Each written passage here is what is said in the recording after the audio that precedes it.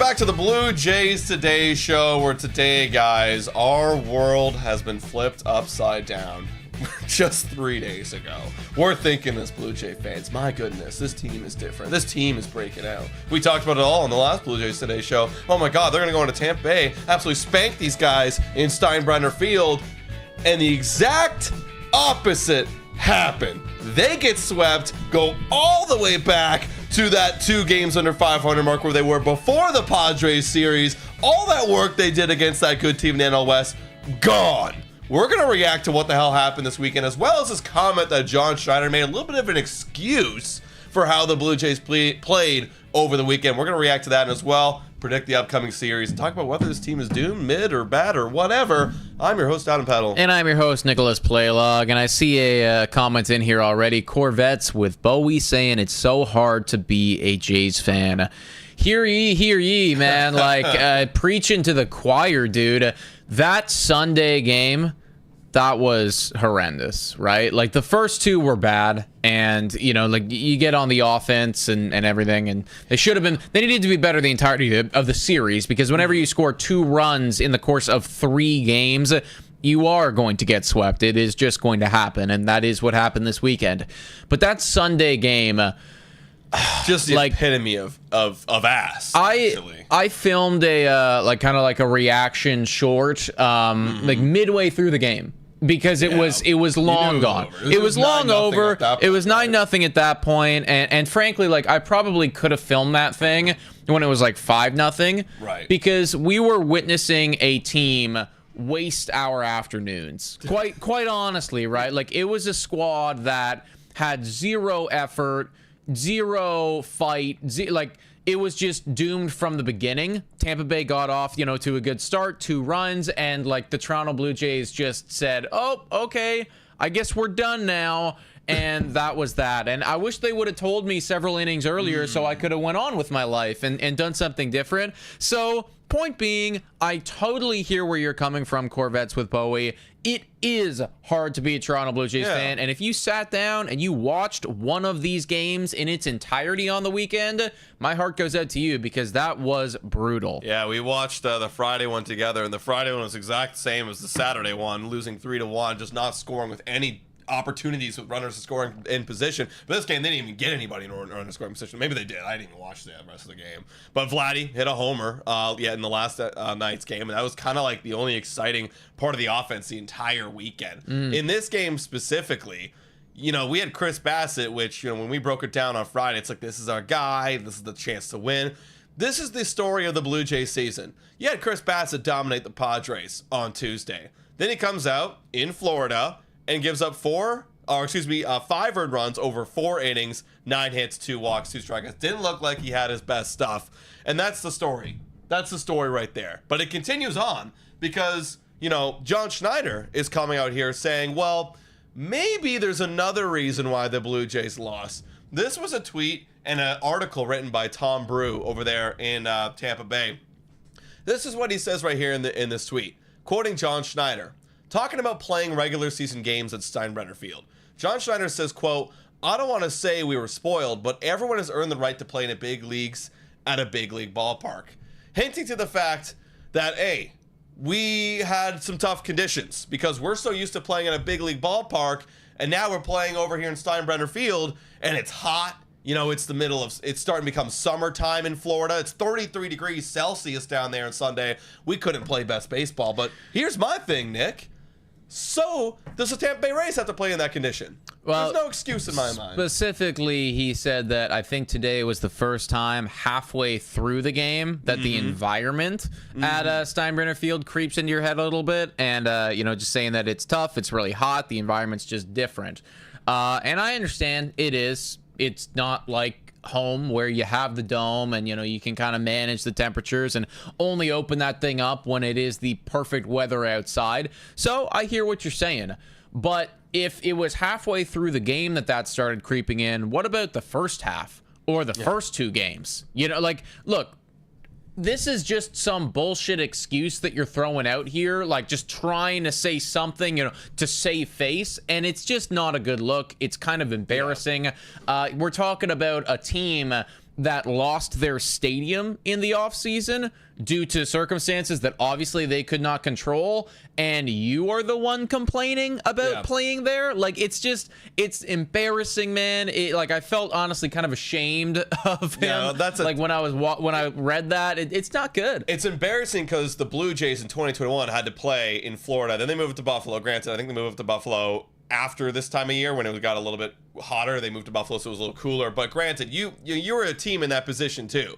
And other teams came in and made excuses like, oh, well, we can't play in a minor league ballpark and all these conditions are bad, blah, blah, blah, blah, blah. And our reaction was like, suck it up. You got to play in the same stadium. So I'm going to say the same thing to the Blue Jays right here. You got to suck it up and play in the same stadium. Also, yeah, go ahead. I was just going to say, like, half our players are fucking Dominican, That's what dude. I was just about to bring up. Like, oh, did we just forget that, like, growing up our entire lives, did not play in MLB ballparks. Literally, yeah. On the road. When you are in the minor leagues, did you forget that you're on the road not playing in MLB stadiums? Oh, now that it's hot, I can't play baseball anymore. And in fact, at that time, you had less resources to keep you cool and keep you focused in the game. You've got way more resources now that you do in the major leagues. So there's absolutely zero excuse that you should be blaming the conditions for the absolute atrocity that we saw over the weekend. Of course, right? It is just an excuse, and honestly, like, a pretty bad one at that. So, John, I don't know what the hell you were thinking with that one, dude. It is once again reignited the conversations, and I see a lot of you in the chat already about moving on from John Schneider. I don't know if that's the right thing or the wrong thing to do with this team, but if this is the way that the season is going to progress, one step forward, one step back, 2 steps forward, 3 steps back, like, that's kind of what it feels like we're doing. We're just kind of floating around mediocrity right now. Then yeah, like, John probably does need to go, because we're watching a team that is just not, it's not finding its identity. And there is still time, but they're not doing one thing particularly well at all. And that's what we brought up on, I think it was 2 Blue Jays Today shows ago, relating it back to that 2015 team where it's like, okay, well, they were around 500 at the deadline, but you went all in because you know what? The offense is something you can bank on. Right now, from a Toronto Blue Jays standpoint, there's just like not one particular thing that I'm like, yep, we got that in the bag. Any given moment, we are going to beat the other team because of this. Right. There isn't anything, you know? Like, it's the most inconsistent roller coaster. Like, it's like we're up, we're down, we're up, we're down. And as a fan watching it, it's like, it's a roller coaster where there's so many highs and lows, and also you're 360 spinning in the middle. So you're just spiral vomiting is what it looks like throughout the entire season. And yeah, there's nothing to bank on. You can maybe say the relief pitching, and let's be honest, relief pitching has been pretty damn good. It was even good over this last week. It was very good.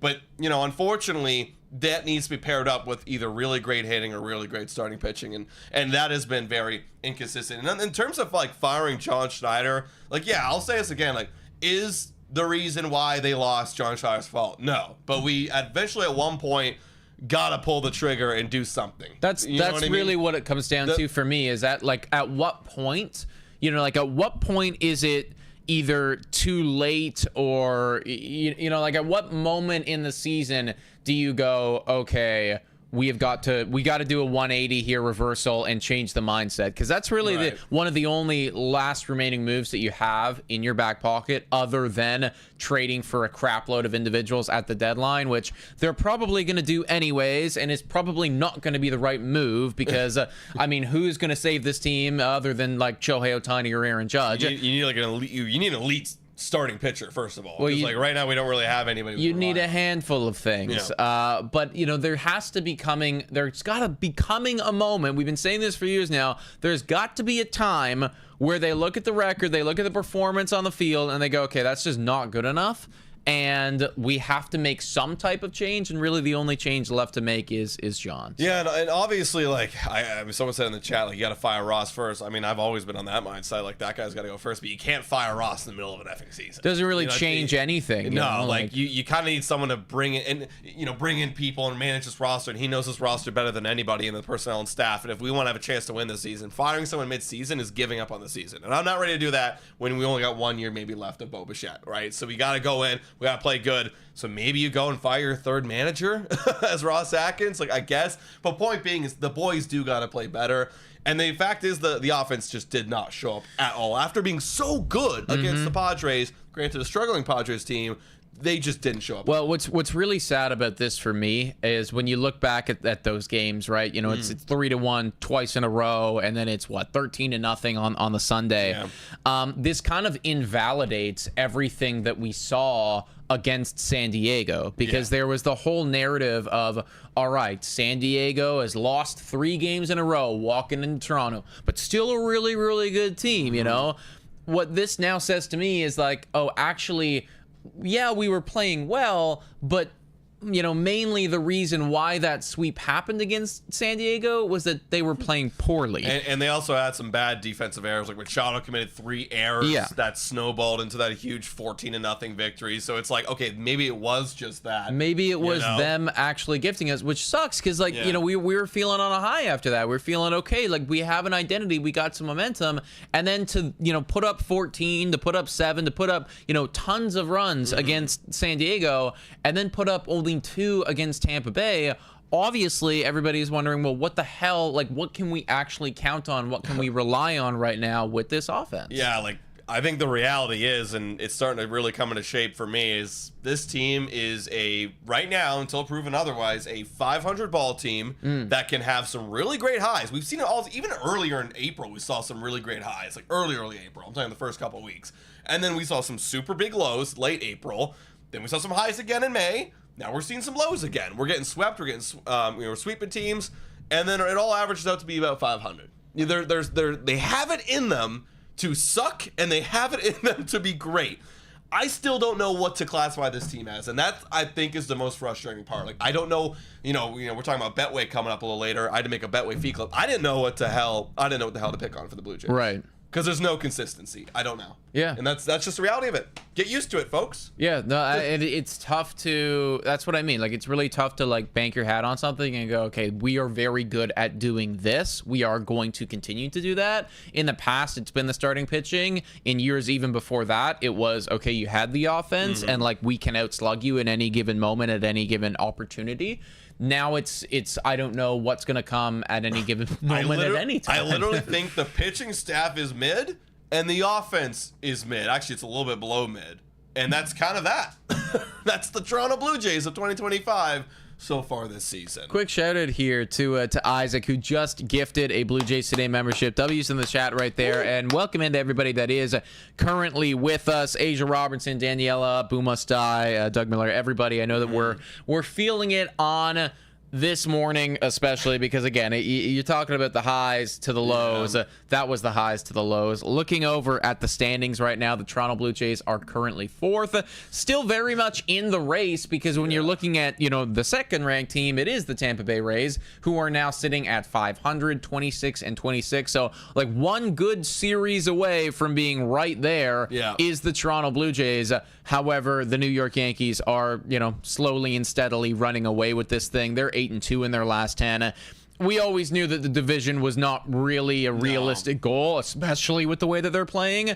It's just now further becoming a reality that it's wild card or bust with this team. And that's what it is. And you're starting to see other teams in the American League run away with the wild card a little bit. Like, you got the Cleveland Guardians, you know, 6 games above 500. Same with the Twins. The Royals are 4 games above 500. And then you got the Astros, the Rays that are ahead of us. Now we slipped all the way down to 5th in the running. So, I mean, it's a long season. You know, yes, we're 3 games out of a wild card, but, you know, you have to make a choice, Blue Jays. You got to start making a run at it right now, because, again, we brought this up before. If you don't do it now and clearly make yourself a contender in this wild card, the other teams are going to be buying heavy at the deadline. I don't know if we have enough assets to be buying heavy. Well, and personally, like, I don't feel confident doing that either. Right? Like, there's got to be a level of, okay, we're doing this for a reason, rather than we're doing this to save Ross Atkins' job. Essentially, that's what it would be for. Exactly. Like, at this point, if you know, like, let's just say that the trade deadline is a week from now, and this is where everybody's sitting. Buying in isn't the smart move.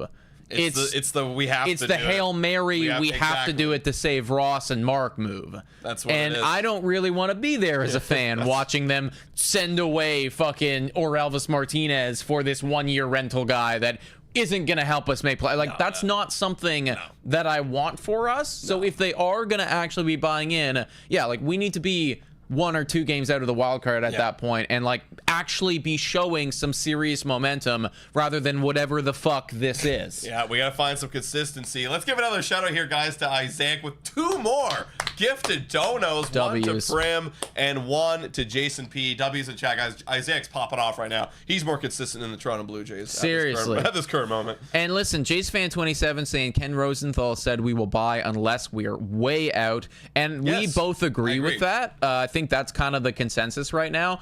What we're saying is like, that's like, we don't like that. You know what I mean? It's like, it's good that like we're going to be aggressive. And I like that. Yeah. Okay. We should be in on this season. That's definitely better than the alternative of, oh, well, we're not, you know, we're good, but we're actually not going to buy because we're not that way. No, like they're going to go after it. But the worst possible case scenario, which is likely shaping up in front of us, is that they go in and it actually doesn't amount to anything. Like the whole point of going all in is to get some playoff games in your ballpark at home in October and hopefully pick up some wins too. It's got to mean something. Yeah, and I just think the likelihood of you actually what's this version of all in for the Blue Jays even look like? Because again, I mentioned it, we have barely any assets to be trading anyway. It's like I'm not touching Namala or Yasavage. Those guys are untouchable for me, because even if you do send those guys off, like what are we doing here? You know what I mean? Like what could we probably can get a pretty good return, but is that going to be good enough to beat everybody else in the American League? Because also too, another thing you got to factor is the market's going to be super competitive, and that will probably cost a Namala or Yasavage if you're getting some big assets that are out there right now. For me, it's just an ugly year to be doing it, right? And that's exactly what we're talking about. Yeah. It's not really shaping out good unless this team could find some effing consistency. Like if they go rest of May and they go a full month of June, and it's like, damn, we went 21 and 9. I don't know, I'm just random number out of my ass. Probably not how many games we play in June. 21 and 9. The offense is consistent, it's top 10. Pitching is consistent, it's top 10. Okay, I'm feeling a little bit better because you're warmed up now. You found yourself, which is what I thought they did against the Padres. But we need to see that, not this up and down roller coaster BS. Yeah, that's the thing. Like and I think ultimately what's so frustrating about this past series too, again, you never want to get swept. It's terrible when you do. But there's a difference between getting swept like that and like, let me compare it to, for instance, that final game, like San Diego, the first 2 games, we had their number. It was a fucking wash. The final game, we won 7-6 against San Diego, and it was very, very close. It was back and forth the whole time. Now, if the Toronto Blue Jays in this past series with Tampa Bay was kind of like that, and you know what? It just so happened that like, oh, damn it, man. Like 3 games in a row, we got the short end of the stick on this one. Right. We were right there, 1-2 runs away. Maybe a fluky thing happened here, but that's not what happened. It was like pure, literally beat down, like dominant. Like there was no fight at all. And even in the games when it was 3-1, I wasn't feeling good from the offensive side of things. And that's what happened against Detroit over last weekend. Not the one that just passed, the one before that. Like, they lost 2 or 3, but every game was like right there. You were right there. By 1 run, and we competed and we were fighting. I'm like, you know what? Against the best team, arguably, in the Major League Baseball, you're like, all right, like we took that, we felt good, and then we went and swept the Padres. But now it's a different story. Exactly, right? You can't have a showing like that. Good teams will never show up like that. You'll never see the LA Dodgers. You'll never see the Mets. You'll never see anyone have a series like that. Moving on. Let's talk a little bit about some of the positives of this past week. They're few and they are far between, but every single week we got to do it, folks. And this week's going to be no different. It is time to crown the J of the Week.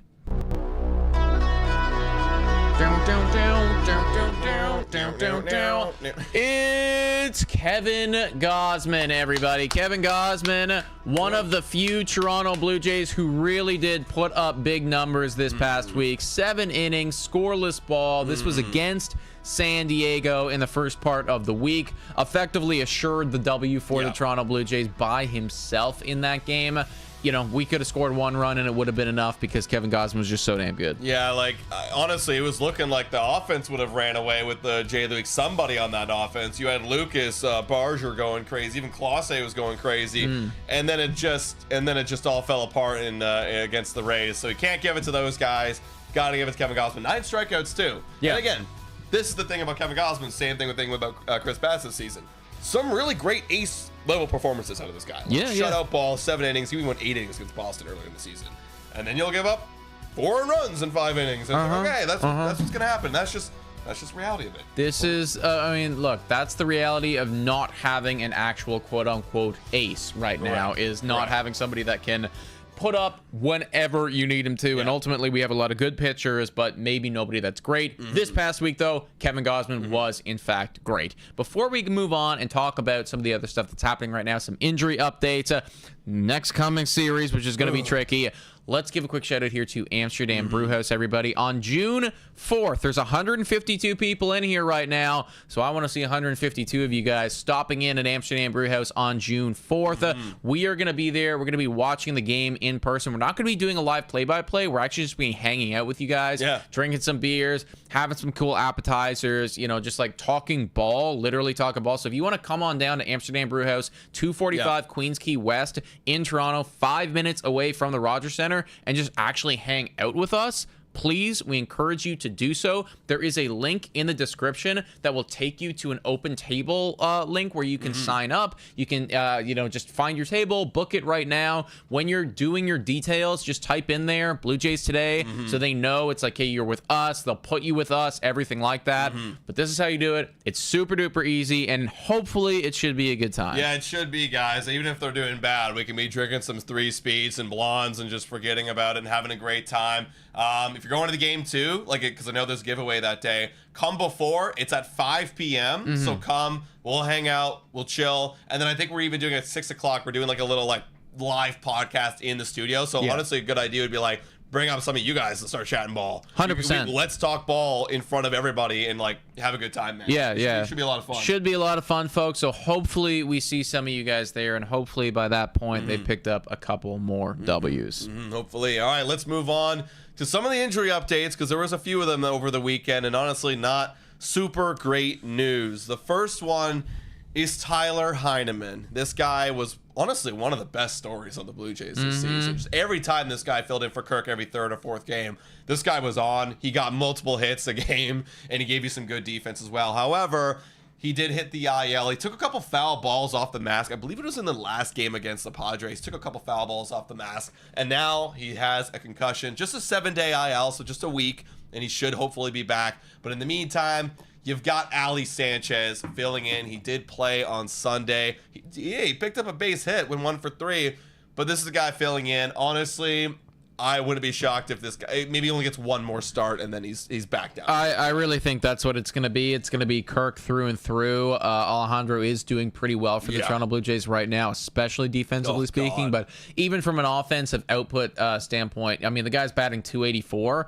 And, like, we are not going to be complaining about that when you look at the rest of the lineup. So, Alejandro Kirk will probably be starting, you know, almost every single game this coming week. Maybe there's one in there where Ali becomes the guy, but does definitely suck to see the momentum of Tyler Heineman get pulled out from underneath him, because, like, from a catching duo standpoint, if you want to hang your head on something, it was the catchers of the Toronto Blue Jays, and Sportsnet did put this, you know, kind of statistic out there. Like, catching duos across MLB, Toronto Blue Jays were ranked like 1st and 2nd in effectively like all the key categories. Like, you know, you're talking OPS, like, you know, outs above average, like, you know, all like in the top 5 for sure. So that was actually one thing. The catching, we were doing very, very well, and now of course half of it is on the IL. Isn't that wild that you know, that was our big concern coming into the year, like, oh, can Kirk do it? Heineman's not him. And then it's like back in 2022 in Jano, and Kirk with Silver Slugger Kirk and All-Star Kirk was like, is there. They were first and everything. So it is unfortunate, but the good thing is here, I mean, maybe, I don't know, you've had a concussion before, I haven't. It's not like a physical ailment that it's going to affect his swing. Yes, it's concussion. Take a week off. Hopefully get his mental right. Hopefully he doesn't skip a beat. Well, that's the thing, yeah. Like, as long as they're doing it properly, it should be fine. Like, when they're really bad, it's like the worst thing ever. I'm assuming it's not really bad, though, because, again, it was just a couple foul balls. It was a couple foul balls off, like, you know, tipped off the bat into his head. Two of them in the game. One of them really, he kind of got knocked down, but they assessed him mid-game, and he looks fine. So maybe just, I don't know, headache. Maybe it's something like not serious, but we'll see. He's gone. Ali's in, but shouldn't be an issue. This one, however, is a bit of an issue. Jimmy Garcia it was announced that he hit the 15-day IL with a shoulder impingement. That's at least 2 weeks there, folks. And you're getting up Paxton Schultz. Jimmy Garcia was actually one of the best bullpen guys on the team. Yeah. Undoubtedly, excuse me. If you look right here, and you look at just the saves, or right here. Yeah, here it is. Jimmy Garcia. He had a 3.15 ERA with a whip of 105. He gave you quality innings, gave you 20. This is the guy that, I mean, a lot of people were even saying, like, should be the closer. Well, Jeff Hoffman. And I think, honestly, it's just the worst possible timing, too, because, like, looking at Jeff Hoffman, what we've seen from him recently, it's not good. Right. And, you know, before we made the arguments, oh, he's getting overworked, you know, like whatever. No, he's not actually. When you compare him to the rest of the closers around MLB, now, from an inning standpoint, he's actually doing rather light work compared to some of the other guys who are like eating innings across MLB. So can't make that argument anymore. There's actually just something wrong with his game, and that is a problem, because I was hoping that, okay, well, maybe they could do a little closer by committee for a little while until Jeff Hoffman like gets his mojo back. That's not the case. You are the guy, 100%. There is no backup. There is no reinforcements. Jeff Hoffman, you better find it, dude, because if you don't, we are in for a world of hurt. Yeah, like Jeff Hoffman's one of those guys this year where, you know when a guy's struggling, especially as someone with Jeff Hoffman's caliber, you're like, what the fuck is, like, what is going on? Yeah. Like, I don't, like, and it, like, for me, I'm going to hang my hat on the argument of, like, he got roughed up. It's early in the season. The numbers look bad because when you look at everything else, it looks quality, right? Like the expected batting average, expected ERA, chase, whiff, K, everything, even walk percentage, everything's there. He is getting barreled and hit a little bit, and that's what's finding the holes. That's what's causing the home runs, and then overall the pitcher on value is down. So I feel like he should be fine. It's just got to get through this rough stretch right now. I'm still a big believer in Hoffman and what he can do. So hopefully he's got to pick it up because he's got no Jimmy Garcia for 2 weeks. Yeah, agreed. You know, moving on. Paxton Schultz is the guy that's coming up for Jimmy Garcia. He came up a little bit earlier this year. I mean, Schultz, again, you're not going to see this guy unless we absolutely have to, because right now he's kind of in the back end of our bullpen with Urania and him back there. And low key, actually, I was going to bring this up, but low key, Braden Fisher, hello. This guy's kind of good. We were watching on Friday when it was basically like, oh, we're not going to really win. Let's put in the back end of the bullpen. Braden Fisher in the game. This guy in 7 innings hasn't given up a run yet. He's ranked 12 in the last 2 weeks in baseball. Like low-key kind of cooking. This is the guy that we got for Kevin Biggio on the LA Dodgers. So hey, another bright spot in a bullpen that's actually overachieving right now. Look, all things considered, I am not angry about the bullpen. I know that Jeff Hoffman has been frustrating as of late, but large in part, the bullpen's actually been kind of solid. Very solid. Like the bullpen's been decent. I know that Fluharty gave up a couple yesterday and everything like that. Like nobody's perfect here, but it's definitely better than it was last year. At least we'll put it that much. Way better. Like last year, it was fucking horrendous. Like you couldn't watch the game when the bullpen came in. This year, you actually have somewhat of a chance, if only, of course, the offense had the capabilities to cash them in. Yo, and shout out to Brendan Little, too. Yeah. We've, like, barely talked about this guy. 150 ERA, 24 innings pitched, more than Jeff Hoffman has. He's second right now on the team in the bullpen under Yariel Rodriguez. Shout out to Brandon Little too. Yeah, no, his bullpen's fine. Dude, honestly, the thing is like good teams get the luxury of talking about their bullpen. Yes. Bad teams, we don't have the luxury of talking about it because it actually most of the time doesn't matter. If we could just be consistent offensively, that'd be great. You know what I mean? Isn't that the story, though? That'd be great. And then we could actually, like, hold down some games. But overall, guys, so far, my kind of overreaction is, yes, Jimmy's gone, but it actually isn't hurting me that bad because of how good everybody else has been in the pen. You know what I'm saying? Sure, yeah. And ultimately, like, Jimmy Garcia being here or not being, I mean, we'll see what happens with the pen and everything like that. But, I mean, none of it matters when you put up 2 runs in a series. I'll keep saying that, right? No, it's like, none of this matters. Like, none of the pitching actually means anything if you don't score runs. Yes. No. Yes. We could have 5 Cy Youngs, and it wouldn't matter. You know? No, like the scoring runs is how you win baseball games. And someone tell that to Ross Atkins, please. Like, anyways, moving on. I don't need to talk about Ross Atkins anymore. Let's talk about Max Scherzer. Max Scherzer, yeah. Mark Shapiro.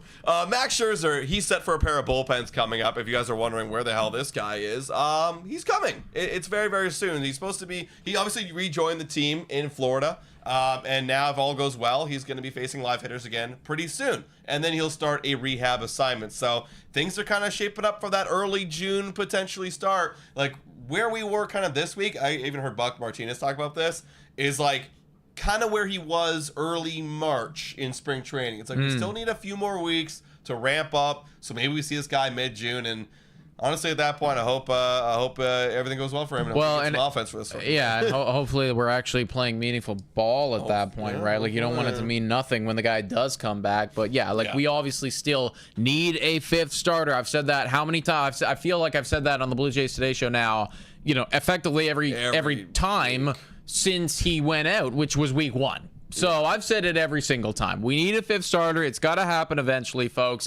Hopefully, Max Scherzer can be healthy soon. Feels like I say that a lot, too. Hopefully this will happen. That's what the Blue Jays are. Yeah, kind of. We're just a hopeful ball team. We could hope for some good offense, hope for some good games, hope for some pitching. When the is the hope going to turn into reality? And that's why it's so painful, because it's the hope that kills you, everybody. Yeah. Moving on, let's talk about this. There's been some reports centered around Bo Bichette, his incoming free agency, and just everything going on with him. Now, this is from Jim Bowden of The Athletic. He was writing about some of the guys that are upcoming, and Bo Bichette was obviously a name that he wanted to discuss. In his article, he brought up the Tigers. He brought up the Yankees. He brought up the Dodgers. I don't believe that he brought up the Toronto Blue Jays when he was talking about Bo Bichette and where he may end up going in free agency. Now, he was saying or suggesting that Bo Bichette, in his mind, is worth about a $171 million deal.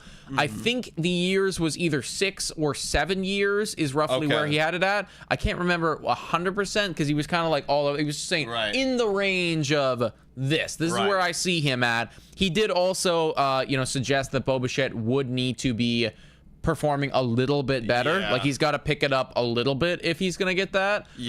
But because obviously a 716 OPS is just not gonna cut it. No. However, if the batting average stays where it is, and if a couple more balls go over the fence, he could be in there. And again, he was suggesting a lot of teams that weren't the Toronto Blue Jays. So that's where we're at right now with Bo. You guys let us know in the chat what you think about that. Bo Bichette earning $171 million. Yeah, obviously you need to be better. If he ended like this, not a chance. Not a chance. Not a chance of giving him I'll be honest. I was actually kind of stunned when I saw his evaluation. Like I thought 171. That's if you have a really good year, in my opinion. Like that's you get back to your top 10 in the league in hits. You are, right up there. 800 plus OPS. Like you got a batting average around 300. Right now, that's just we're not there. No, because looking at let's say a 6-year contract, I feel like that's probably what it is because it goes out to an even like $20.5 million. So like. If it was $20.5 million, I mean, you got to be performing like vintage Bo Bichette, and that'd get you through age 28, 29, 30, 31, 32, 33, which makes sense. So it's like, But I'm not paying 28.5 for this. I'm paying. No, honestly, here's the thing. It goes back to what you were saying a couple weeks ago. I'm paying a 1-year prove-it deal. 100%. Because he's going to want this kind of money, what Jim Bowden's saying. No one's obviously going to give it to him. He's not going to cheap out and, I'm going to sign a 6-year, $15 million a that's year. The thing, he's not going to do that. Because that's where I'm at right now. When I see Bo Bichette, that is where I'm at. I still think that the guy is good, but we're just not seeing the results that we need to see for a contract of that worth. And I am so sick and tired of watching Bo Bichette, 1 pitch, 1 out to lead off the game. And that's happened so many. And I get it that's in your bag, right? Like you're that guy. You swing at everything. You put the ball in play. But the problem is, in years past, it was working.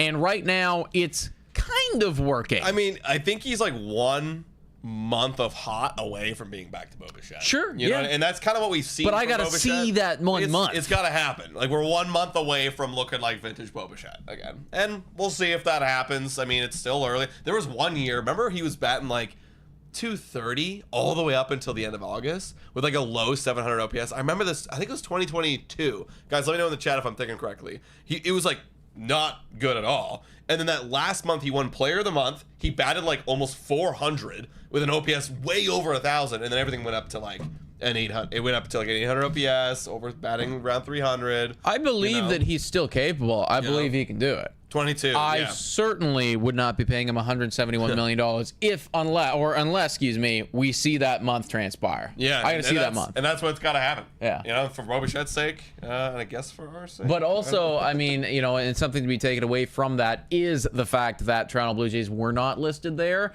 And honestly, like, I kind of agree with Jim on that one. Like, if for instance, Bo Bichette plays really well, I don't think he's coming back to Toronto. I actually think they'll pay him. No, right. And I kind of think at this current juncture, like the way that Bo Bichette stays with Toronto is on a 1 year, and it's because other teams like the Dodgers, like the Tigers, like really good teams are looking at him and going, I don't think we want to pay that guy right now. Yeah. Well, that's when he comes back to Toronto. Exactly. That's it for me, and we'll see what happens. We'll see what happens here, guys, about Bo Bichette and his contract coming up. We need to see that month. Also, Chris, maybe you're coming in a little late, but Chris saying don't overreact to the Rays series. He was basically talking about the conditions, and our reply to that's been like, what?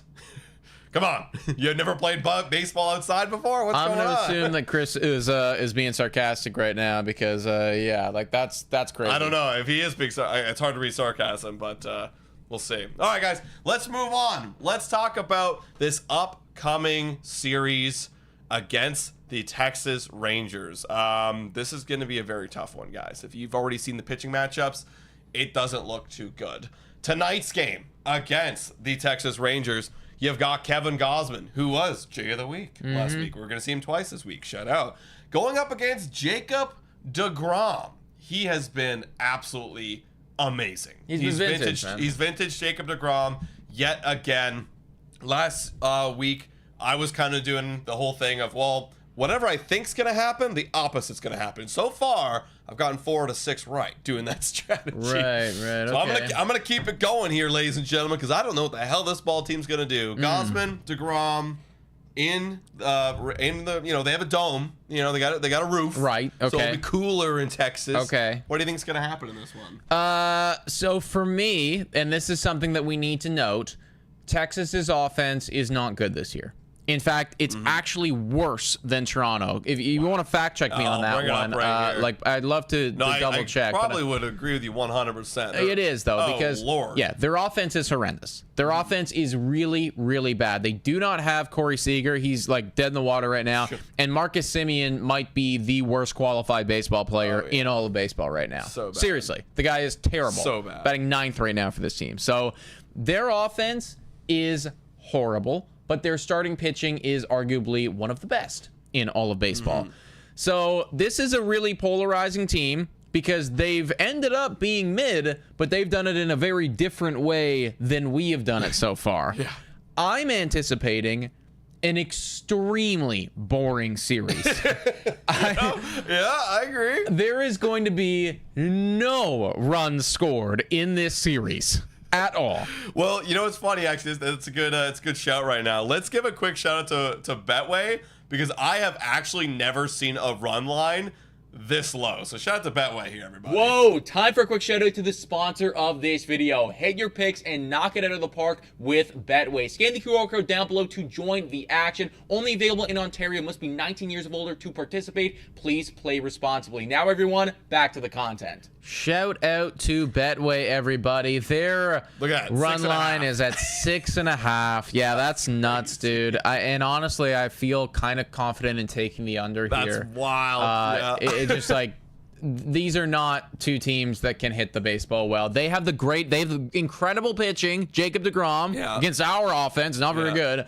And we still have Kevin Gausman, who is okay against maybe the worst offense in all of baseball. So this is like a 1-0, 2-1 win.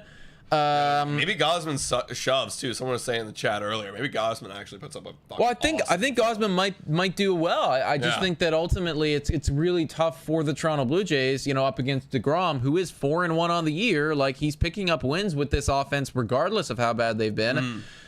I have to go. I gotta go Texas on this one. Gotta go Texas. Well, you know me, I would lean Texas, but everything that I think is wrong, of course. So I'm going to go that the stadium actually impacted the guys. They got a better batter's eye in some AC conditions. And the Blue Jays are going to shove just enough against DeGrom in that bullpen that they're going to win this one like 2-1. It's going to be a gross victory. I don't think it's going to happen, but I have to say that they win tonight. Right. They win. Well, and we do desperately need it. Hopefully you and Chris are on to something there with the dome, with the conditions being a major factor. Moving on to game 2, things do not get any easier at all, and ultimately, like, this is probably the most locked in of a loss that you could have. Correct. Bowden Francis just is not playing great. He's got a 5.5 ERA up against Nathan Eovaldi, who is doing phenomenally now. He's disgusting. For Texas. Cy Young candidate, absolutely. Actually, yeah, which is nuts to say, man. Yeah. Like, Evaldi's having quite the vintage half, or I guess Renaissance half of his career right now. So he's doing amazing. I know that you're going to pick Toronto just because it's part of your strategy here, and like we're destined to lose. I'm personally not that insane because I just don't see any reality where we do win this game. So I got to go Blue Jays lose this one too. Here's the reality. I mapped it out in my brain. Bowden can only give you 3 or 4 innings, okay? Right. He's going to give you a good 3 to 4 innings, okay? He knows his role now. Then the legend, the myth. Oh, this is not our team. We're going to have Mr. Braden Fisher come out, give you 2 quality solid innings. Yeah. Because you're going to have Gosman shoved today. Gosman's got to go like 7. Yeah. You're going to get 3 innings from Bowden, 2 innings from Schultz. That's 5 right there. 2 innings from Yari Rodriguez. That's 7. And then you're gonna just be, you just have enough to close it out with Jeff Hoffman and Brendan Little. And that's how the Blue Jays are gonna win 2 in a row. Just like that. Okay. Just like that, everybody. And an offense will put up against just enough. Nathan Eovaldi. We get a 2-run blast, only get 3 hits in the game, and that's how we win. Okay. Another 2-1 victory. Another 2-1 win, man. I'm definitely not going with that. I think that Blue Jays lose by 1 million on Tuesday. And final game, we got Molly up against TBD. Probably it's going to be Eric Lauer, who's actually been pretty good at baseball, like for the most part. Yeah, that was his worst outing on Friday. Like we saw it live. But what did he do? Give up 3? He gave up 2? 2 or 3. It was 2 or 3. I kind of forget. Either way, I mean, like, he didn't sell. You know what I mean? He isn't sold once. This one, God, I feel like the Blue Jays got to win this one too. Again, in my actual brain, they're going to get creamed because when I said they're going to have a huge bullpen day the day prior. Right. But Lauer's going to come out of nowhere, cook the Rangers 5 innings, and we're going to just shut them down and dominate the rest of the way. Molly's not going to have it. Blue Jays offense going to roll. We're going to sweep these guys. Let's go. No, Molly's looked pretty cold this year for sure. Awful. This guy's also up for fucking Cy Young. So, look, I'm not going to predict that we lose 6 in a row or whatever it would be. Yeah, what are you saying? We're going to win. I think we got to win this one. And this is really just like eventually their offense isn't going to do it because they're also a bad team, right? Like they're a mid team. And for me, like we have 2 mid teams right now. They are at home, so they get the slight advantage. So they win 2, and we win 1, and we win the final one. That's where I'm at. You know what? I think my prediction's actually pretty likely. Here's why. Because every freaking series we go in it thinking one thing, and then the other happens. Imagine if they actually swept the Rangers. Right. How would you then feel? Like, where are you? Where are you? I'm probably in the same spot that I am right now, just like with a bit more joy. Yeah, because we'd be back over 500. I'm again. like, okay, fuck it, let's ride. You know, like until we get swept on the weekend, and then I'm probably gonna lose my mind and be like, this team's doesn't make sense, but we're here. Like, I don't get it, but we're fucking World Series bound. Like, that's where I'd be, and then I make another video about how I'm gassing up the team. Then we get swept again on the weekend, and you get clowned as you should. Absolutely. All right, guys. That's our predictions, folks. So you guys let us know in the comments, where are you at for this series? We're going to be live for tomorrow's game, everybody. I'm sure, because this game is in like during the day. It's at 4 p.m. So we'll probably be live tweeting about it. Maybe have like a reaction on Instagram, depending on how things go.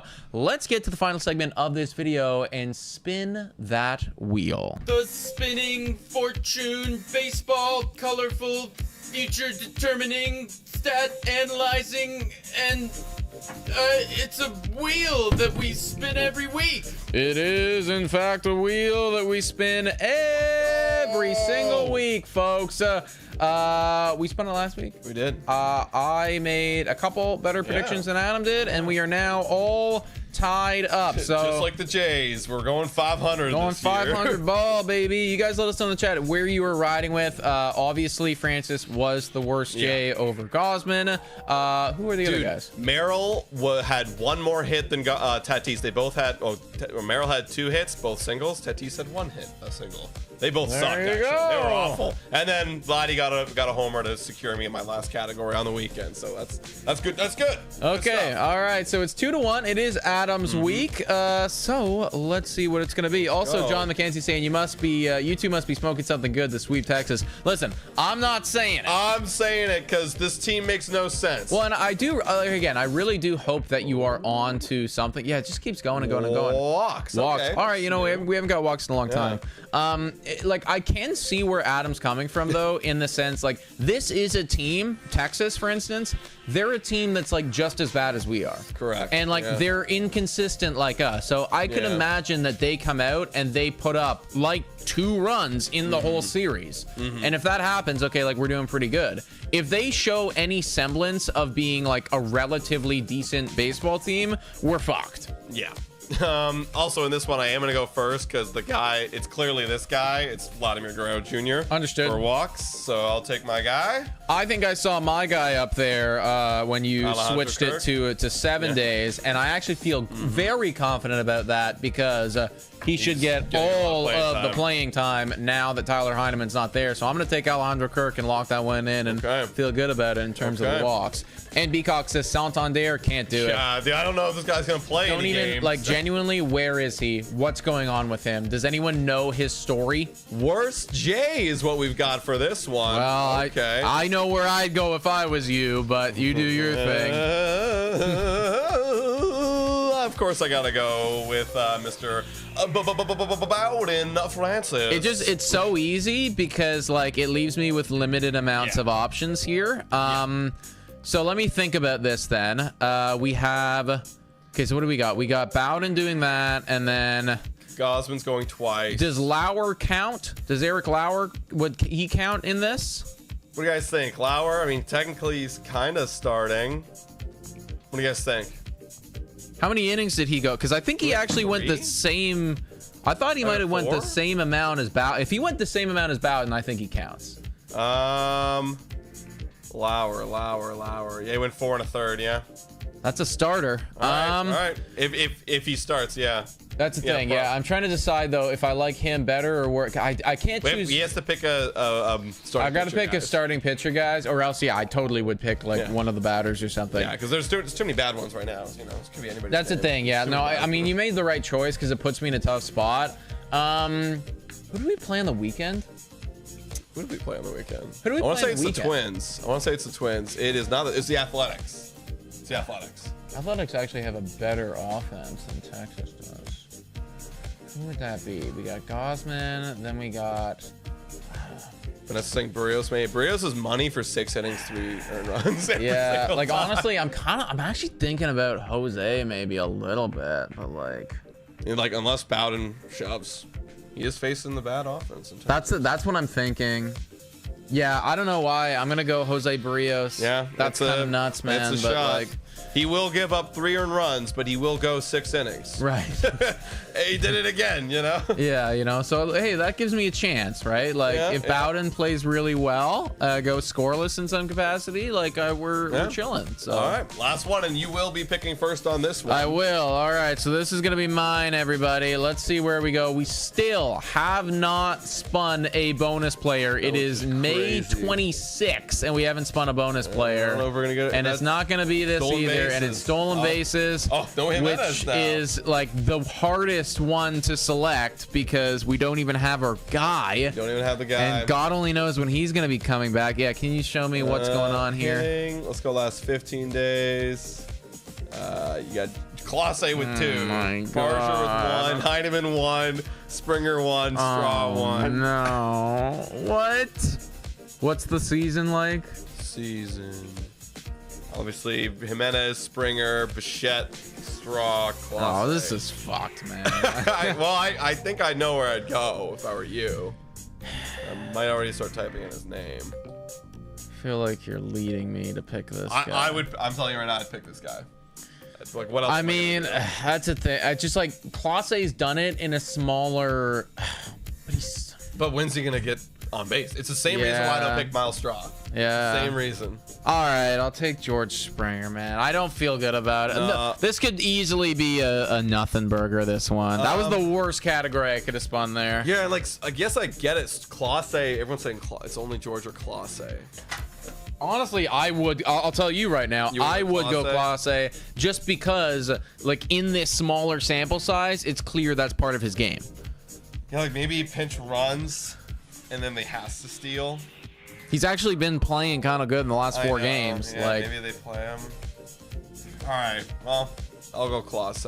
Again, this could be. Look, like nobody feels good about this. Yeah, all right? I don't feel good about this at all. It's kind of a weird week. This is a super weird week. No, I don't like any of this, man. This could go either way. That's it, everybody. That's the week right there, guys. Just like the Toronto Blue Jays, God only knows what's going to happen here. That's kind of where we're at for this series. Like we said, we'll be live for tomorrow's game, so come tune in with us. June 4th is our event at Amsterdam Brewhouse. We want to see every single one of you guys there, and hopefully by that point, we have a bit of a better understanding as to what this team is and what they're capable of. I could probably bet money. We'll still have no idea. Probably. Well, you know what? Even this week, we'll probably win we win 2 out of 3, but that third game that we lose, we get fucking dominated. And we're like, what are we? I don't even know. Yeah, I can actually You know? promise, unless we sweep or get swept the entire week, Yeah. I will still have no idea what we are. Actually, yeah. No, it doesn't matter what happens this week. I won't know. I won't know. Unless we get swept, then I'll probably be like, all right, we're shit. We're done. We're actually bad. All right, guys, that's the Blue Jays Today show. Hope you guys enjoyed. Hit that like button. Subscribe to Blue Jays Today because we're going to be doing these streams obviously every Monday, every Friday, and the live play-by-plays throughout the entire week. Yeah, thanks so much for watching, everybody. And as always, go Jays, go!